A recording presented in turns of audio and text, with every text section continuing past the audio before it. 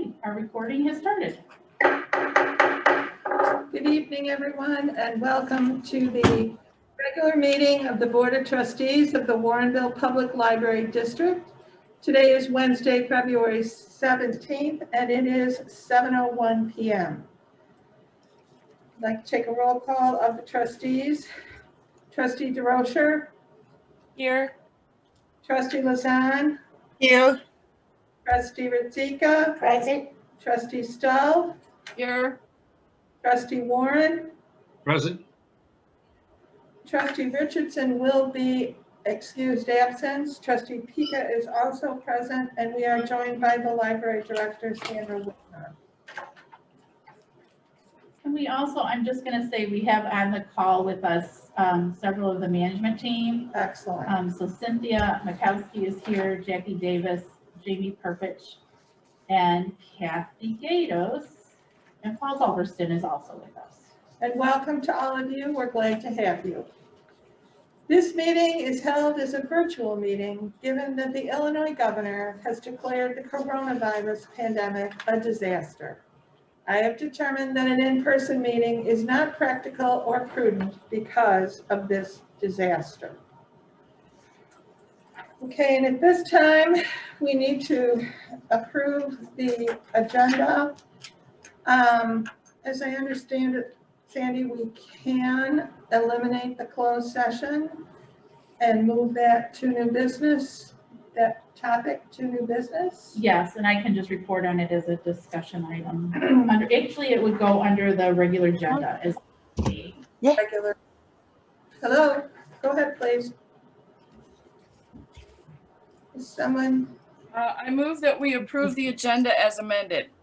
Thank you. I'll second. Okay, motion was made by Trustee Stull and seconded by Trustee Warren. As you will recall, all our votes will have to be roll call because we are virtual. Trustee Warren? Aye. Trustee Stull? Aye. Trustee Ritzika? Aye. Trustee Lazan? Aye. Trustee DeRocher? Aye. Trustee Pika also votes aye. The motion carries. Director Whitmer, any presentations? none tonight. Are there any public comments? Let me flip over to the email.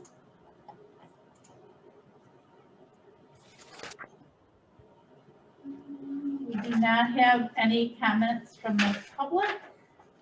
Do we have any public?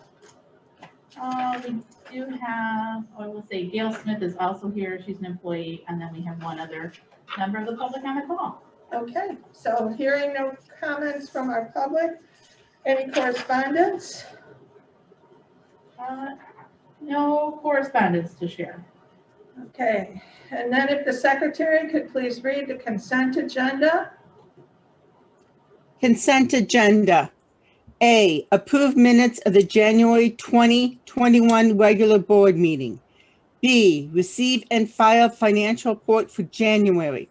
C, approve payment of invoices in the amount of $64,889.81 for the period of January 21st through February 17th, 2021, including electronic payments and checks numbered 8087 through 8127. Check number 8108 is voided. D, approve transfer of $160,000 from commercial checking account to operating checking account. Okay, I have a motion, please. I move that we approve the consent agenda as read. I'll second. Motion was made by Trustee Stull and seconded by Trustee Warren. Trustee DeRocher? Aye. Trustee Lazan? Aye. Trustee Ritzika? Aye. Trustee Stull? Aye. Trustee Warren? Aye. Trustee Pika also votes aye. The motion carries. And now, if I heard you right, Sandy, we will do the closed session. Is that correct? Right. So If you look on page 70 of your packet, there is, I believe, a motion, right? Yeah, we don't have to do a motion, we just have to read into the record Okay, that we've completed the 6-month review of our closed session minutes, and at this time, there are no minutes to be released, nor are there any verbatim recordings to be destroyed. okay.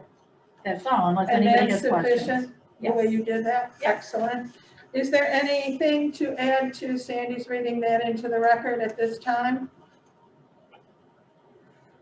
Okay, then we will move on to unfinished business. And I direct your attention to page 21 of your packet. This is the consideration of the proposal from Sikich for audit services for fiscal years 2021 through 2023.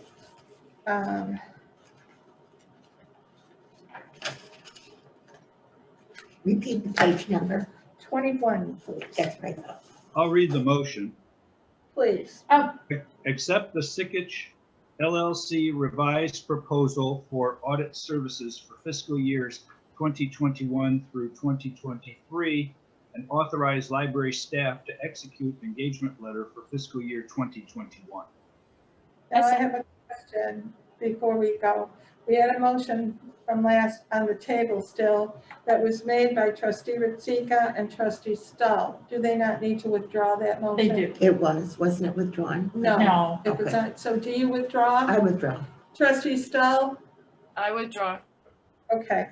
So we have a motion on the table that was put forth by trustee Warren. Is there a second? I already did. Oh, sorry, Barbara. It's Okay, okay. motion made by trustee Warren and seconded by trustee DeRocher. Is there any discussion? Any questions for Director Whitmer? Yay you for negotiating. thank you. It didn't hurt to ask. Right, No, it did not. In fact, it got $225 into the account. Anything we'll need to remember to ask next time too, because they're gonna anticipate that.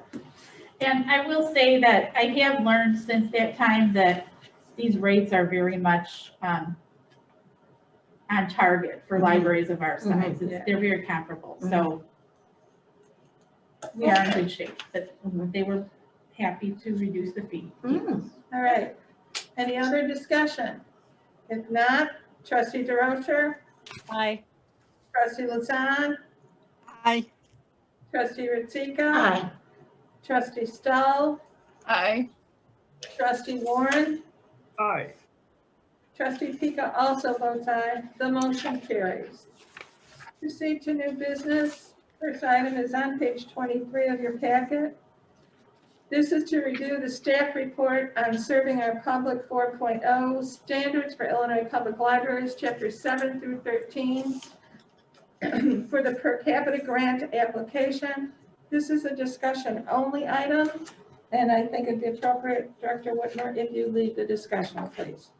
Yep, so I can walk you through, let's walk through each of these. This is the reason why I asked the management team to attend tonight, in case anyone had any questions. So we'll start with, the first checklist is about collection management, which is basically selection of materials, databases, also removing materials from the collection. So I'm wondering, that was on page 25. Did anybody have any questions for Paul on any of the information there? This is basically a piece where we are really in very good shape. So it's good. Okay, I don't hear any questions. So the next category is system membership and responsibilities and resource sharing. So the really great news here is that we are in full resource sharing now mode with Swan. So we are sharing resources like we have never shared resources before. Big numbers, for sure. That's fantastic. The only thing here I saw that we might be able to improve on, and we're not necessarily going to tackle this as a priority for the next year, but perhaps we'll work on it a little bit, is just our participation in boards, committees, task forces, etc., throughout the library profession. So We encourage that, but at this time we have so few staff that it's difficult, and it's difficult to find the time to do some of these things and to commit to these. They are time consuming. But since I had checked this report, I do know that Nora, one of our adult services librarians, is actually on a committee at the system level that is about promoting library services. So she actually just had an article published on the Rails website about some of the craft programs that she has been coordinating. So we're working on that. And our staff are also involved in a lot of things in the community. So something, we'll get people more involved in some professional organizations in the future. So any questions about system or member responsibilities? Okay. All right. So the next section is about public service, reference, and readers advisory. Any questions for Paul on this? Or Paul, do you want to unmute and just talk about the item that you've chosen to tackle next fiscal year? Absolutely. Can everyone hear me okay?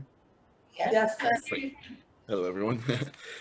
So the one that I highlighted there in yellow is the third choice down, that the library provides staff training and reference services to meet the needs of patrons who have challenges with disabilities, language, and literacy. I could see this tying in a little bit to some of our other goals when it comes to members who speak a different language, but we can expand it a little bit just to help some of those members who may have hearing disabilities or other disabilities and literacy issues. So I'm hoping that we can get some professional development for our staff on that. But I saw that as the most immediate thing that we would want to tackle in this section. Okay, any questions for Paul? Thanks, Paul. The one other question I had, because there was not a check mark, why are they suggesting that we need to retain 6 months worth of back issues of like local newspapers? Because I agree, I think 4 weeks is certainly sufficient, but I didn't know why the state seems to think 6 months would be required. Maybe it's something they have to do. Right. The state. I am not certain why that requirement is there. But I would say we have to look at this as guidelines and suggestions for libraries to kind of aim for.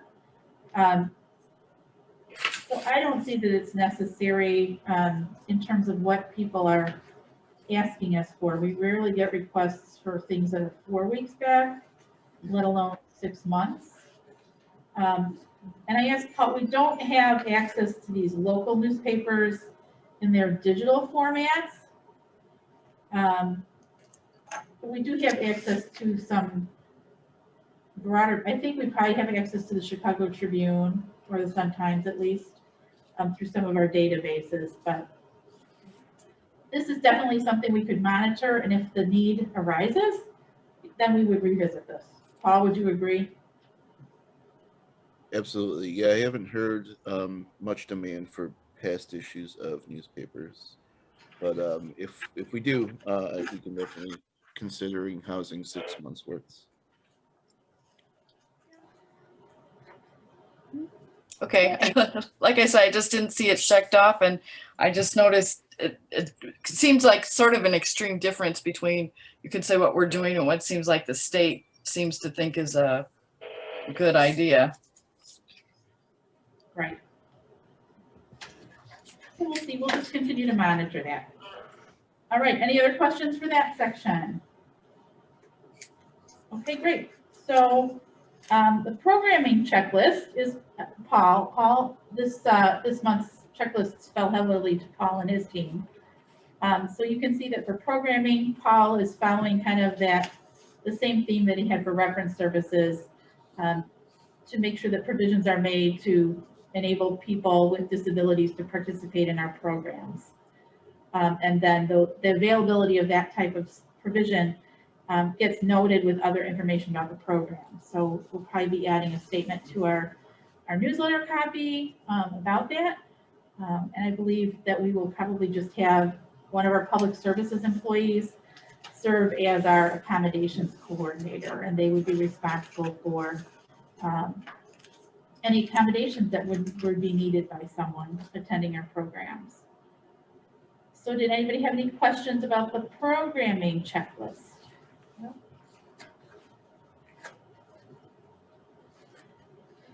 Okay.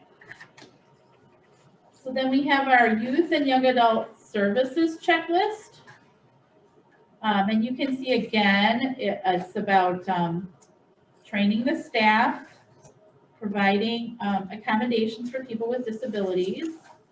And the third item here is a point about the library having policies about serving youth. So we do not have, we have our formal reference and readers advisory service policies, but we don't have a specific policy for youth services. So that is something that Paul has identified that we should work on. Okay, Paul, did you have anything to add about this list? It's a long one. It was. Well, luckily I had some help from my staff, so thank you for that. But no, that's everything there.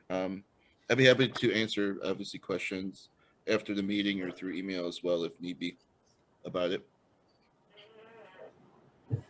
Right. Anybody have any questions about youth and young adult services? One that's kind of not necessarily in quite the, anyway, has there been any approaching of either middle school or high school for any students that are considering library science as a profession to join and act as committee members for the programming group? Or I mean the policies that are for under review on the biennial reconsideration. Right. We have not approached that or even started on that project yet, but I think that is definitely something that we could consider. Inviting some participation from them, yes.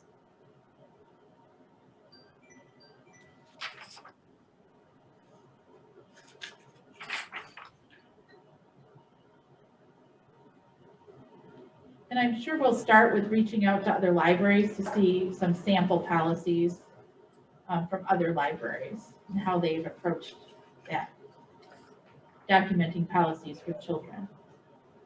Because I guess I was going to ask, because I feel like I'm being ignorant here, where it says that library has policies towards serving youth. Do we have policies in place, and maybe just because we haven't reviewed them recently, or is it something we're looking towards putting some policies into place towards promoting, I don't know whether to say more youth participation versus, I know we do so much with the younger children, but I know that there's always been a thing where we seem to have sort of fall off with middle school or high school kids. I can tell you honestly, I have not even looked at this Okay. policy, so I'm not even sure what it would include. We have some policies that are directed toward younger library users, but they tend to be things about, for instance, at what age a child can be left unattended in the library, or, our library card policy, if you're under 18, you have to have a parent's signature in order to get a library card. So some of those things could be addressed in a youth services policy, but I would expect a youth services policy to include things about programming. Heather, you mentioned ages, so we want to make sure that we're reaching all ages in the youth and young adult groups. Probably some information about the collections, whether or not collections tie into the curriculum in the schools. If we provide teacher collections, that's a possibility. So this could go in many different directions, but honestly, I haven't looked at it that closely yet. I guess I don't think Paul has had a chance to look at it that closely Okay. either. and I guess the one other question I had was, I noticed we did have to do, pre-pandemic. It just seems odd that you could say the state, and maybe just the state hasn't adjusted because, I mean, are they making any allowances for some of these things that may not have been possible during this pandemic? Especially, you could say, since they didn't really provide libraries with any guidelines as to during this pandemic as to how things should be. Right. So just so we're clear, the standards are published by the Illinois Library Association. Okay. So there's a committee of librarians and library staff that meet and develop these guidelines. And then the Illinois State Library uses it as part of the per capita grant requirements. So this book was actually published last year. I think it went to press pipe before the pandemic.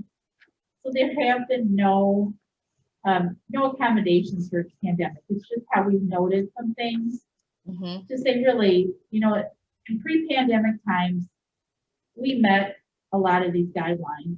And honestly, we expect to resume a lot of this, maybe in a different way than we did before the pandemic, but we fully expect that we'll be meeting the same guidelines after the pandemic.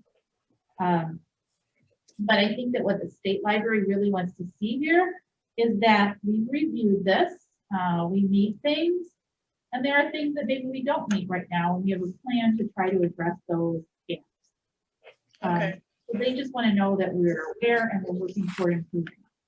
Would it be correct to say this is like the gold standard of, and it is true that every library would not be able to check all these boxes off? I would say that that is true, yes. I would think that if a report was submitted with every box checked off, it would be a good red flag that things weren't really evaluated. Yeah. All great questions.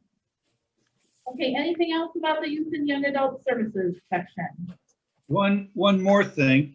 Okay. I noticed that there's, this is a different block here, and it's checked off, but the addition of Spanish cuentos, I was wondering if that is educational or more recreation. I was wondering perhaps if we had a sister city in Mexico and whether or not there's any attempt to find school books that would be age appropriate for students in the Spanish community to maintain a certain, I guess, progression in their own development of Spanish so that they could get into technical and scientific vocabularies and understanding in Spanish language. I don't have an answer for any of that, Rick. I don't know if we have a sister city in Mexico. So I was thinking that maybe if the sister city existed, then there would be a school that could be corresponded with to find out what materials they're using, and that might help as opposed to trying to select a city at random. right, we'd have to look into that. I don't know that we have a sister city. If the city of Warrenville had a sister city, it would be a cool thing for the library to tag on. But Right. if they have a sister city, it doesn't necessarily mean it would be in Mexico. Well, Right. we've got one in Ireland. Right, I know, I'm aware of that one, but I don't know about a sister city in Mexico. I don't know. Paul, are you taking notes? If you're taking notes, that might be something to feed back to Diana. Diana Abraham just became our, like an ex officio member of the city's new inclusion, diversity, equality commission. So that may be a project that that commission could investigate. I'll definitely talk to Diana this week about it. Okay, great. Thanks, Thank Paul. you. All right. So if we don't have any more questions or comments about youth and young adults, we'll move on to technology. Cynthia did a great job with this checklist and has identified just a couple of things. We are going to evaluate the new website for ADA compliance. Again, that kind of follows Paul's thread with addressing the needs of people with disabilities. Right now, we believe the only thing that needs to be addressed is that our PDF files, so our minutes and our documents that we upload as PDFs, are not fully accessible or compliant with software that actually reads text back to individuals who may have visual disabilities. So that is something that we'll be investigating. And then another item on this checklist that Cynthia is going to look into is the matter of like a library intranet. Right now we have files on a shared data drive. So we're looking into some cloud-based options that would allow file sharing, such as Office 365. Microsoft is changing their software terminology a little bit, but things that would allow us to share files in the cloud in a secure environment. So we'll be looking at the possibility of doing that. So did anybody have any questions about the technology checklist?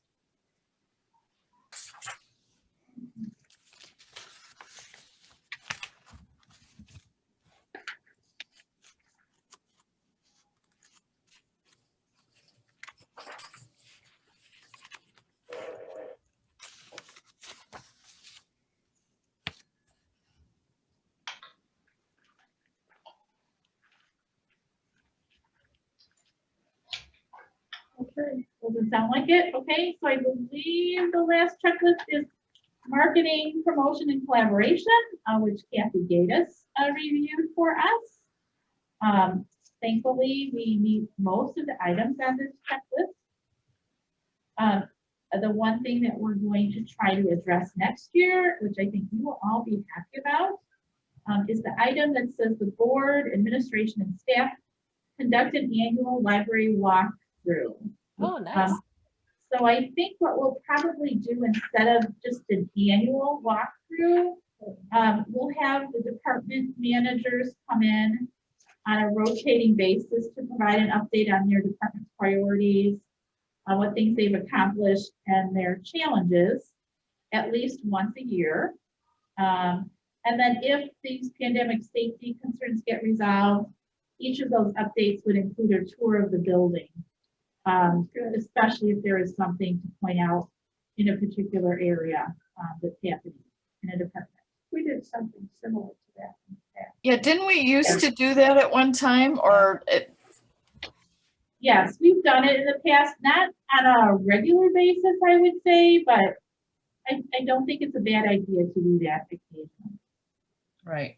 I like the managers presenting. Right, I think that's a good way for us to know them as well. right.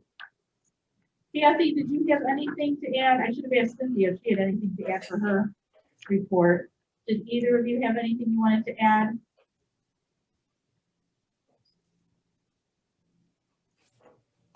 Not I. Okay. All right. So did anybody have questions for Kathy? The marketing collaboration piece? There she is. Kathy. Nope. Okay. So great job, everybody. Okay. So thanks for listening to that. We are going to get to do this review of this book every year going forward. So you have something to look forward to. Woohoo. Woo-hoo. Okay. And I would also, on behalf of the board, thank the staff for doing such a real job. A Absolutely. lot of checklist things to do there. So thank you very much. And that said, we need to move to page 40. I think it's a 48 in your packet. 39, 40, I'm Page sorry. 40. Page Yeah. 40, I couldn't see that far. I need a motion to authorize the submission of this document. I move we authorize library staff to submit the fiscal year 21 public library per capita grant application and fiscal year 2019 expenditure report to the Illinois State Library. Second, Second was, who was that, please? me? That's Sandy, seconded? Okay, Okay, that's what I thought, but I didn't want to miss call. So the motion was made by trustee Stahl and seconded by trustee Lazan. Trustee DeRocher, Aye. trustee Lazan, Aye. trustee Warren, Aye. trustee Ritzika, Aye. trustee Stahl, Aye. trustee Pika also votes aye. The motion carries. Sandy, in my mind, I had something about quarterly update on where we are. Is that similar to what you're talking about with the staff presenting? yes, we could do that as part of quarterly update. Okay. All right, we will then move on to page 53 in your packet, which is the temporary voluntary COVID-19 vaccination policy.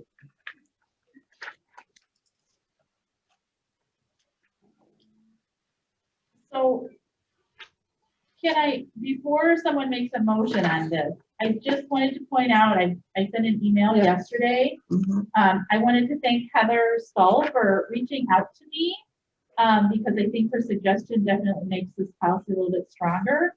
She noted that in the procedures section, it just made it sound as if all of the employees should register with the health department or someone to get the vaccine. And really the intention is that only those employees who are interested in receiving a vaccine should be registering with the county. So my recommendation is that we change the heading for the procedures section to read, oh, no, I don't have my email, but I have it for procedures for employees interested in receiving the vaccine. okay, so it'll be procedures for employees interested in receiving the vaccine. So I guess if someone wants to make a motion, it would be the amended the policy. So moved. Okay, Do you, I just need to read that, or can I just do something? he could say so. So Rick, you're agreeing to a motion that says approve the temporary COVID-19 voluntary vaccination policy effective February 17th, today through June 30th, 2021, with the amended heading for procedures. That's what I'm proposing. Great, thank you. Is there a second? Second, That was trustee Lazan, I believe. So motion was made by trustee Warren and seconded by trustee Lazan. Trustee Warren. is Aye. there- What? Any discussion? Wait, I'm just stop, I curious if didn't- there's any discussion. Is there any need for discussion? I'm sorry. No? Okay, so trustee Warren, Aye. Oh, wait a minute. Yes, aye. I thought it was on mute. okay, trustee Stahl, Aye. trustee Ritzika, Aye. trustee Lazan, aye. trustee DeRocher, Aye. trustee Pika also votes aye. The motion carries. I'll turn the floor over to the director for her report, please. Okay, so in my written report, I noted that we have just a new format for kind of a statistical snapshot. We've taken some of the statistics out of the department head reports and put them just into a spreadsheet format for you. Now that we're in SWAN, our numbers do not actually kind of match up to what we were reporting before. And so you'll see that our total circulation, this is on page 57, seems quite high. Almost 12,000 items were circulated in January.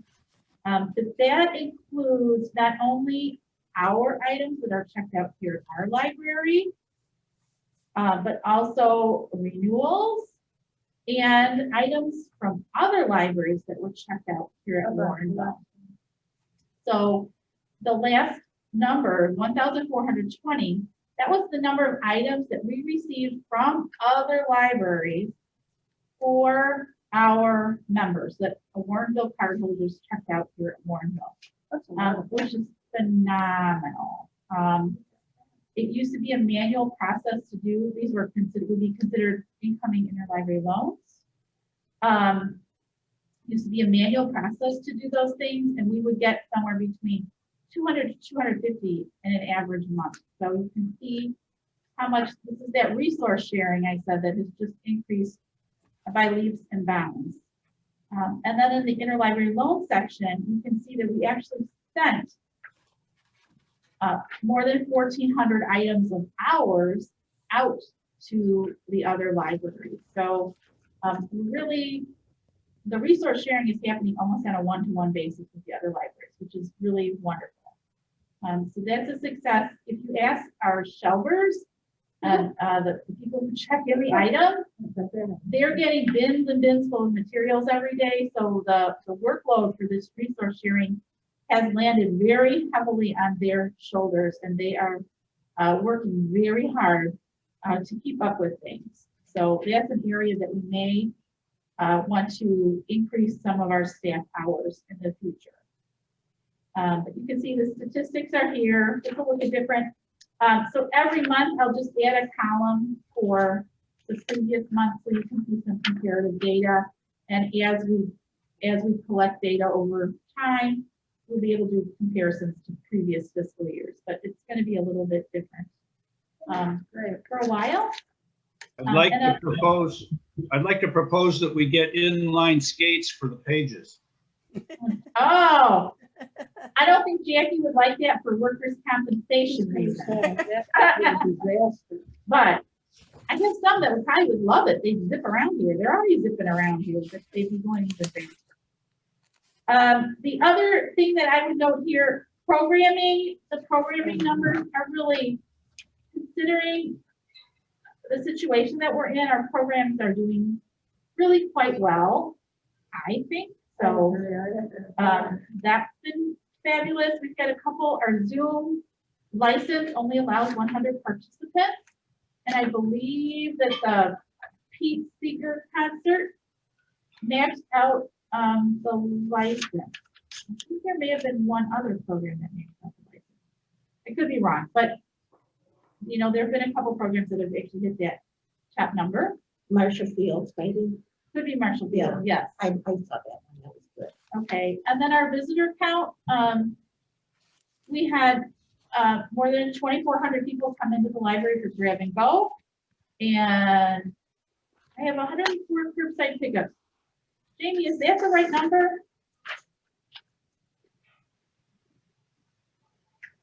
I gotta look at Jamie's report. Yes, 104 curbside orders. And that was a record, right, for the month? Yes, it was. It was very exciting. So that Is the grab and go inclusive in the visitor count, or are those separate numbers? the grab and go is inclusive in the visitor count. Okay, The reason the visitor count is higher, that's where I'm going. that's an actual door count number. So those include the people who are just coming in our front door and either using the restrooms or putting items into the return bin and then turning around and leaving. The grab and go, Curious because it's such a high Yeah. number. the grab and go are the people that actually come physically all the way into the library to do some sort of transaction or use a computer. I have a question. Okay, In the interlibrary loans, we yeah, have these great numbers, and we've got 7 items that were received from non-SWAN libraries. What kind of stuff are they looking for? Pirate maps and other kinds of things that what isn't available on SWAN? I don't know. Paul, can you talk to that? I'm thinking it's probably something that's very academic or very obscure. Yeah, it's usually textbooks or older, like way older materials. Could be related to genealogy. Yeah, Jerry just mentioned genealogy related things. That's a possibility as well. Yep. Good question. Let's see, back to my report. I'll let you read through the SWAN information. Can I ask a question? Because I think we Sure. asked it. Uncovered and issued the delayed book orders. Yes, Is that with SWAN or is that new materials? that was a misunderstanding in the process of ordering. Or ordering process? Yes, for materials for the library. though. yes, for books, primarily books. Baker and Taylor. Yes, Okay. yes, I wasn't sure whether it was Swan or. no. It was part of the new process, and being in Swan, but it was just a misunderstanding. So we pushed through a lot of orders, Yeah, and those boxes will be showing up any day now, we hope. I need some. Okay, A second question regarding these 7 materials that are genealogy.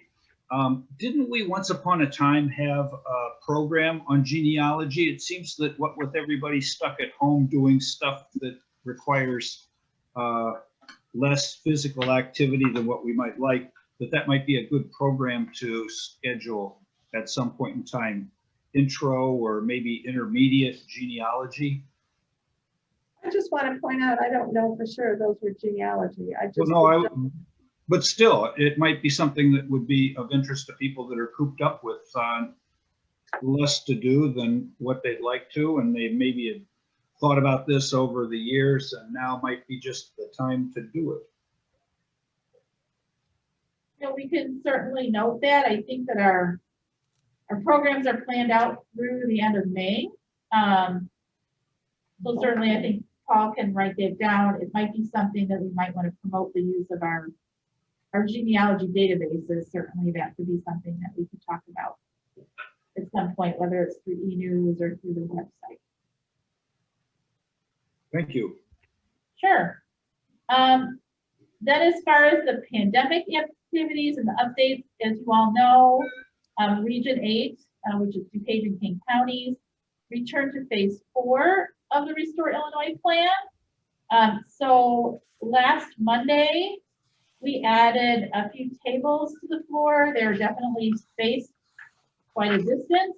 Individuals who want to use those tables have to make a reservation at the adult services desk and follow all of our existing policies, including wearing a mask. Those tables are limited to 1 person at a time. And then we also increased our building capacity from 25 people to 40 people. That doesn't include staff. So we're still well below the 50% capacity guideline that exists right now. And the newest information that I can share just came out today. We've been quarantining our returned items for 3 days. And today we learned from Rails, the library system, that they are reducing the requirement for quarantining items to 24 hours. That is Shelburne's got more stuff to do. That's effective a week from today. And that is simply because the research has kind of borne out the fact that the virus spreads through droplets in the air, not necessarily through touching physical materials. So they're confident now that they can reduce that required quarantine period to 24 hours. So we'll be making some adjustments in our operations here to keep up with that. Our items will be quarantined for a full 24 hours, which means they will actually be checked in sometime in the second 24-hour period. So within 2 days of their return, most of the time, but then we have a Sunday in there, so that that confuses things a little bit, but they should be checked in faster than they had been being checked in up to this point. So that'll be a change next week. Good. Yeah.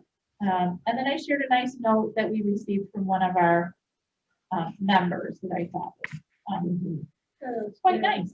And then the last thing I wanted to share with you, Rick reached out to me after last board meeting when the City of Warrenville's Hometown Happenings newsletter came out at the beginning of the month. There was an article on the back page about radon detectors. And he thought, thank you, Rick, about our collection of devices. We do have like a thermometer, we have a moisture detector, we have a water tester, so that radon detector fit right in with our other devices. And we have ordered actually 2 radon detectors that will be added to our mobile device collection. So thank you, Rick, for that suggestion. Thank you for following up. To that, no, did you hear about the Waukegan Library that has, and you did see that at one of the conventions? They are loaning out things like tools and chainsaws. I get Yeah. nervous about that, but it's becoming quite a thing in the far north suburbs.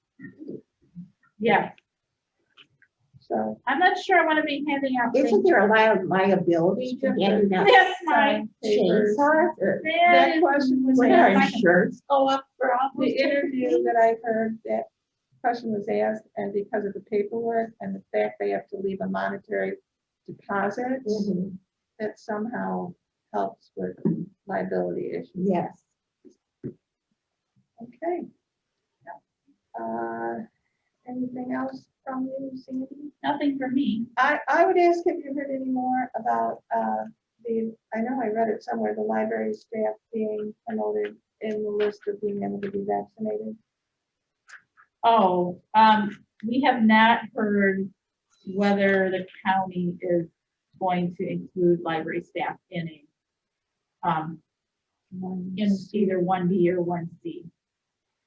That was my only question. Yeah, there is something on the Illinois Library Association website. There are counties in the state that have included library staff in 1B, but I think those are probably in counties that are less populated than the area we are in. So they don't have enough vaccines at this time.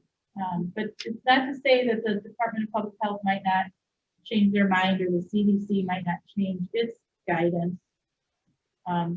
So it's just a wait and see thing right now. But we do have several employees who are in the 1B category who have had at least their first vaccination, if not their second.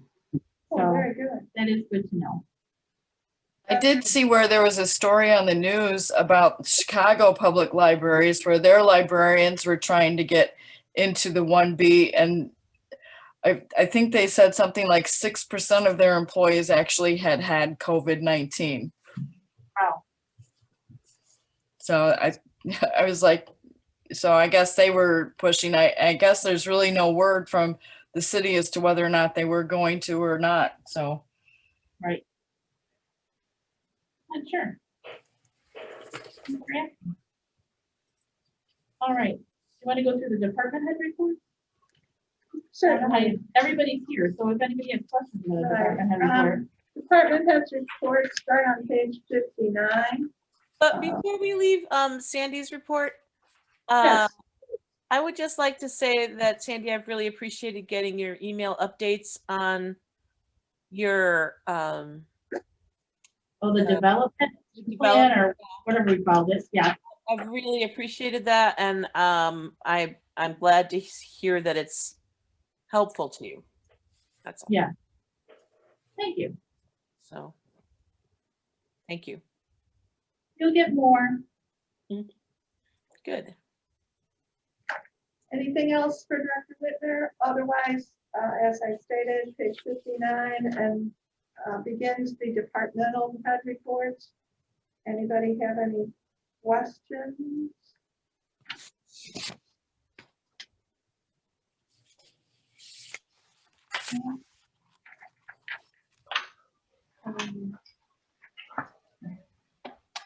Did anyone on the management team have anything special that they wanted to point out in their report this month?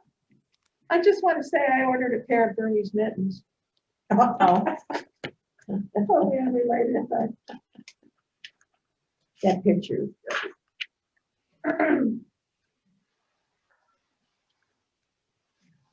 This air quality analysis must have been quite a project.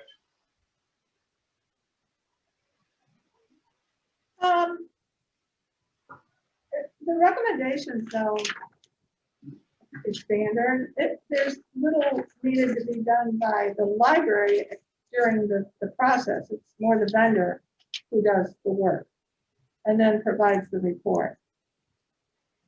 But I mean, it seems like it was pretty thoroughly investigated. Yeah, I had to do that in the buildings and done that, participated in that for several years. It is at least a day project, and then they come back after 7 to 10 days to do more, to analyze what they left about. All right, if there are no other questions for the managers, again, thank you. I just want to remind everybody that on Wednesday, March 17th, St. Patrick's Day, we will have our next board meeting. And at that time, we will be discussing the non-resident library card participation. And I do not remember, Personnel Committee, will you be beginning the annual process, or will that be delayed this year? No, I think we're gonna, You I'm ready to go? I think last month we talked about keeping it on this Yep. schedule. I just wanted to make sure we were still there. yep. Okay. Treasurer's report. Okay, good news is that we have